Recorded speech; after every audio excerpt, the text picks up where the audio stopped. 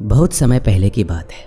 एक समुद्र के किनारे एक गुरु अपना आश्रम बनाकर रहा करते थे। हजारों शिष्य उनके ज्ञान ग्रहण करने के लिए दूर दूर से उनके पास आकर रहते थे। गुरु का ज्ञान देने का तरीका भी बड़ा ही अनूठा था। शुरुआत में वो अपने शिष्यों को उपदेशों के माध्यम से ज्ञान देते थे। उसके बाद वो अपने शिष्यों को उस ज्ञान का अनुसरण करने के लिए कहते थे। उस ज्ञान को अपने व्यवहारिक रूप में उतारने को कहते थे। एक बार उस आश्रम में एक सम्राट अपने बेटे को लेकर पहुंचा। उस सम्राट ने उस गुरु से प्रार्थना की कि आप मेरे बेटे को अपने आश्रम में रहने दीजिए और अपने तरीके से उसे ज्ञान दीजिए। उसे इस आश्रम में बिल्कुल भी ऐसा नहीं लगना चाहिए कि वो किसी सम्राट का बेटा है। उसे बिल्कुल साधारण शिष्यों की तरह ही ज्ञान देने का कृपा करें। गुरु ने मुस्कुराते हुए कहा, सम्राट, ज्ञान किसी भी तरीके से लिया जा सकता है। अगर तुम अपने आप को दूसरों से बड़ा समझोगे तो तुम ज्ञान ग्रहण नहीं कर पाओगे। अगर तुम्हें ज्ञान ग्रहण करना है तो तुम्हें दूसरों की तरह अपने आप को साधारण समझना होगा। यही ज्ञान ग्रहण करने की सबसे पहली सीढ़ी होती है। तुम निश्चित रहो, आज से तुम्हारे बेटे की जिम्मेदारी मेरे कंधों पर है। यह कहकर गुरु सम्राट के बेटे को अपने साथ लेकर समुद्र के किनारे टहलने के लिए निकल गए। आश्रम के बाकी सभी बच्चे उस सम्राट को देख रहे थे। सम्राट अपने बेटे को अपने रथ पर बिठाकर लाया था, जिससे सभी बच्चे समझ गए थे कि यह लड़का सम्राट का बेटा है। इसी वजह से आश्रम के सभी बच्चे सम्राट के बेटे की तरफ आकर्षित हो गए थे।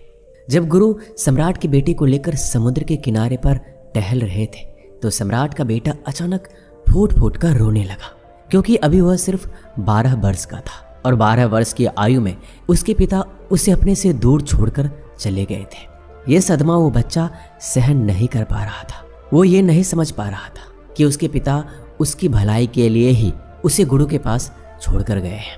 उसे रोता हुआ देखकर गुरु ने कहा कि बेटा, मैं तुम्हें चुप नहीं करूंगा। हो सकता है कि आज मैं तुम्हारे आंसू पोंछ दूं, लेकिन कल फिर तुम अपने आप को अकेला पाओगे। याद रखना, जीवन में इंसान अकेला आता है और अकेला ही जाता है। जितना जल्दी जो इंसान इस बात को समझ लेता है, वह उतनी जल्दी आत्मज्ञान के रास्ते पर निकल पड़ता है। गुरु ने अपनी बात आगे बढ़ाते हुए कहा कि जो इंसान अकेले रहना सीख लेता है वही खुद से प्यार कर पाता है, और जो खुद से प्यार करना जानता है वह किसी के भी जाने का अफसोस नहीं करता, क्योंकि वह खुद से प्यार करता है।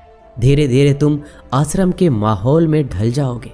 शुरुआत में तुम्हें समस्या आ सकती है, लेकिन कुछ दिनों के बाद तुम इसे आत्मसात कर लोगे।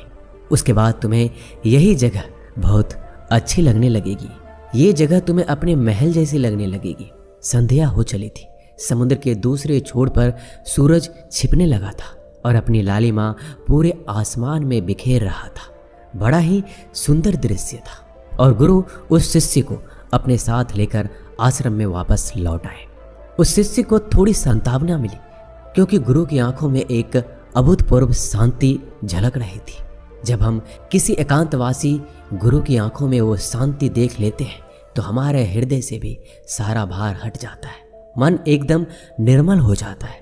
जब सम्राट का बेटा रात्रि का भोजन करने के लिए भोजन कक्ष में पहुंचा तो आसपास के सभी शिष्य उसके आसपास आने लगे। उन सभी को पता था कि ये सम्राट का बेटा है और अगर हम इससे दोस्ती कर लेते हैं तो इससे हमारा फायदा होने वाला है। यही सोचकर आश्रम के ज्यादातर बच्चों ने उसे घेर लिया था। बस कुछ बच्चे जो अकेले रहने का महत्व समझते थे, जो दिखावे में विश्वास नहीं करते थे, वो उस सम्राट के बेटे के पास जाने की बजाय अपना पूरा ध्यान खाने पर लगा रहे थे और एकांत में बैठकर अपना भोजन कर रहे थे। कुछ दिनों के बाद सम्राट के बेटे की आश्रम के ज्यादातर बच्चों के साथ दोस्ती हो गई। अब वो आश्रम में उन बच्चों के साथ घूमता, उन्हीं के साथ अपना ज्यादातर समय बिताता। आखिरकार सम्राट का बेटा था, सुख सुविधाओं में पला बढ़ा था। आसपास बहुत से दास और दासियां होते थे। आसपास अपने मित्रों से घिरे होना, वही दिनचर्या उसने आश्रम में भी अपना ली थी। ऐसा नहीं था कि गुरु को यह सब पता नहीं था, पर गुरु उसे अलग तरीके से ज्ञान देना चाहते थे। बच्चों को ज्ञान आप उपदेश देकर नहीं दे सकते, उन्हें साक्षात्कार कराना पड़ता है। उसके बाद उन्हें वो बात समझ आती है जो आप समझाना चाहते हैं। गुरु को ये बात पता थी कि अगर मैं इसे बोलकर बताऊंगा तो ये कभी नहीं समझ पाएगा। मुझे इसे दिखाना पड़ेगा, इसे एहसास कराना पड़ेगा कि अकेले रहने से ही तुम अपनी शक्तियों को जान पाओगे। यही सीख देने के लिए गुरु एक दिन उस शिष्य को अपने साथ एक पहाड़ी की चोटी पर ले गए। पहाड़ी पर पहुंचकर गुरु ने उस शिष्य को ये कहा कि अब तुम्हारा ज्ञान पूरा हो चुका है, बस एक आखिरी रात तुम्हें यहाँ पर बितानी होगी। उसके बाद अगले दिन शाम को तुम्हारे राजमहल में तुम्हें पहुंचा दूंगा। वो बच्चा ये सुनकर बड़ा खुश हो गया कि अब मैं वापस अपने राजमहल जाऊंगा, फिर से मेरे दास और दासियां, सारी भोग की वस्तुएं मेरे पास होगी। उस शिष्य ने गुरु से पूछा कि गुरुजी, मुझे आज रात आप यहाँ पहाड़ी पर क्यों छोड़ रहे हैं? आखिर मुझे कौन सा आखिरी ज्ञान यहाँ मिलेगा? गुरु ने मुस्कुराते हुए कहा, यहाँ पर चट्टान के पीछे तुम्हें छिपकर बैठना होगा। यहाँ पर रोज रात को एक बाज आता है, तुम्हें उस बाज को देखना है, बड़े गौर से देखना है, हर गतिविधि को देखना है, और उस बाज को देखने के बाद अगले दिन अगर तुम उस बाज की खूबियां मुझे बता पाए तो मैं तुम्हें राजमहल वापस भिजवा दूंगा। और हाँ, सुबह आने से पहले एक बात पर और ध्यान देना है। एक चरवाहा यहाँ पर अपनी भेड़ों को चराने के लिए आता है, तुम्हें उन भेड़ों की गतिविधियां भी देखनी है। याद रखना, बाज की गतिविधि रात को और भेड़ों की गतिविधि सुबह। अगर तुम दोनों की गतिविधि ध्यान से देखकर मुझे बता पाए तो तुम इस आश्रम से हमेशा के लिए आजाद हो जाओगे, तुम्हारा ज्ञान पूरा हो जाएगा। मैं तुम्हारे पिता को कह दूंगा, ये बच्चा हमारे आश्रम का सबसे ज्ञानी बच्चा है।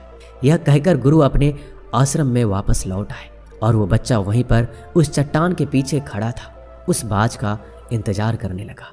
काफी वक्त बीत जाने के बाद वहां पर एक बाज अपने बच्चों के साथ पहुंचा। सम्राट के बेटे ने पूरी रात उस बाज की गतिविधि बड़े ही ध्यानपूर्वक देखी, और सुबह होने के बाद जब चरवाहा वहां पर अपने भेड़ों को लेकर पहुंचा तो उसने एक अद्भुत दृश्य देखा। उसने देखा कि वो बाज भेड़ की एक मेमने को अपने पंजों में दबाकर आसमान में उड़ गया। उसने उस भेड़ के बच्चे का शिकार कर लिया था। ये सारा दृश्य देखकर वो बच्चा आश्रम में वापस अपने गुरु के पास पहुंचा। इससे पहले कि गुरु उससे कुछ पूछता, उसने गुरु को प्रणाम करते हुए कहा कि गुरुदेव, आप आश्रम के सभी बच्चों को यहाँ पर बुला लीजिए। मैं सब लोगों को बताना चाहता हूँ कि मैंने क्या देखा। जब आश्रम के सभी बच्चे वहाँ पर पहुँच गए तो उस सम्राट के बेटे ने कहना शुरू किया कि मैंने अपने जीवन में बहुत से पक्षियों को देखा है, लेकिन बाज उन सभी पक्षियों में सबसे अद्भुत और सबसे अलग होता है। उदाहरण के लिए, एक तोता हम सभी ने देखा है। तोता बोलता तो बहुत है लेकिन कभी ऊंचा नहीं उड़ पाता, लेकिन एक बाज जो कि हर समय शांत रहता है, उसे आकाश को भी छू लेने का सामर्थ्य होता है। जब भी एक बाज अपने शिकार को निश्चित कर लेता है तो वो उसी शिकार पे अपनी नजर गड़ाए रहता है, चाहे वो कितनी भी ऊंचाई पर क्यों ना हो, चाहे कितना भी तूफान क्यों ना आ जाए, लेकिन वह अपनी नजर हमेशा अपने लक्ष्य पर स्थिर रखता है। आज सुबह जिस बाज को मैंने देखा उसने हर भेड़ को अपना शिकार नहीं बनाया, बल्कि उस भेड़ के झुंड में से उसने उस भेड़ के मेमने को अपना शिकार बनाया।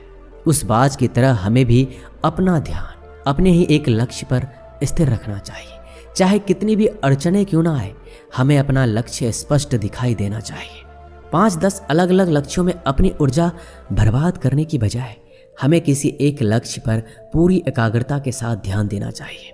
तीसरी बात जो मैंने उस बाज से सीखी, जो हम सभी को सीखना चाहिए, कि बाज कभी भी दूसरे पक्षियों के साथ नहीं उड़ता, वो हमेशा आकाश में अकेला उड़ता है। इससे हमें ये सीख लेना चाहिए कि हमें कभी भी छोटी सोच वाले लोगों के साथ नहीं रहना चाहिए। आखिरकार हम भी वही बन जाते हैं जिनके साथ हम रहते हैं। इसलिए या तो बड़ी सोच वालों के साथ रहो या फिर अकेले रहो, क्योंकि जब हम अकेले रहते हैं तब हम खुद की ताकत और खुद की कमजोरियों को जान पाते हैं। कमजोरियों को जानकर उनको दूर कर सकते हैं और अपनी ताकत को जानकर उसका सही इस्तेमाल कर सकते हैं। लेकिन वो तभी संभव होगा जब हम अकेले रहना सीखेंगे। चौथी सीख जो हमें एक बाज से लेनी चाहिए कि एक बाज हमेशा अपनी सीमाओं से ऊपर उठकर उड़ता है। जब तूफान आता है तो हर एक पक्षी अपने घोंसले की तरफ भागता है, खुद को छुपाने की जगह ढूंढता है, लेकिन एक बाज ऐसा कुछ भी नहीं करता। वो खुद की सीमाओं को तोड़कर बादलों से भी ऊपर उड़ने का प्रयास करता है। हवाएं उसे थपेड़े मारती है, पंख उसके भारी हो जाते हैं। पानी और धूल की वजह से उसे कुछ दिखाई नहीं देता, लेकिन वो फिर भी आसमान की तरफ उड़ता रहता है और अंततः बादलों से भी ऊपर निकल जाता है और वहाँ तब तक उड़ता रहता है जब तक मौसम ठीक नहीं हो जाता।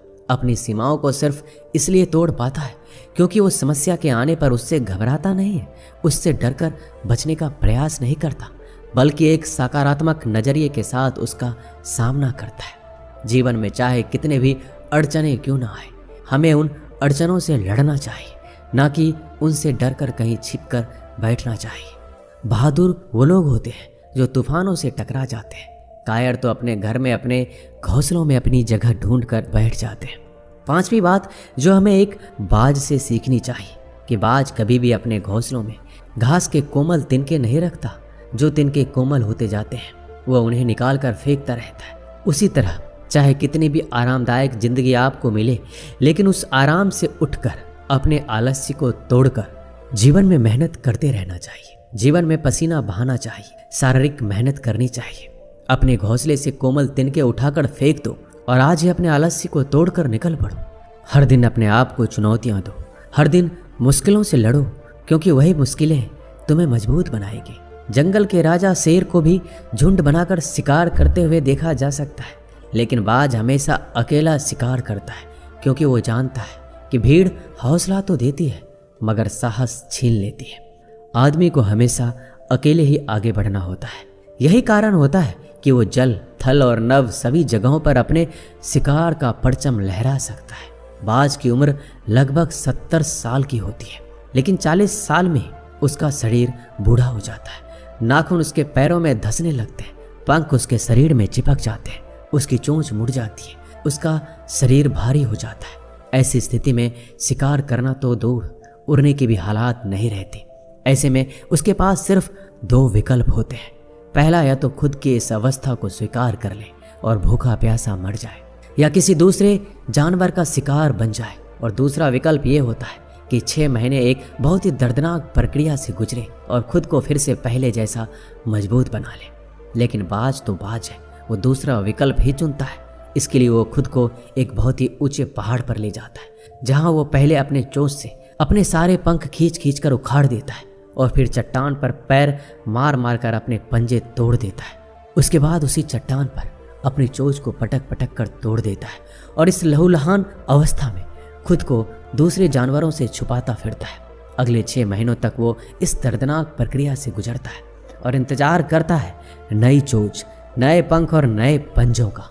तब वो फिर अपनी नई जिंदगी की शुरुआत करता है और निकल पड़ता है अपने शिकार पर अगले 30 सालों के लिए, और फिर अगले 30 सालों तक राज करता है।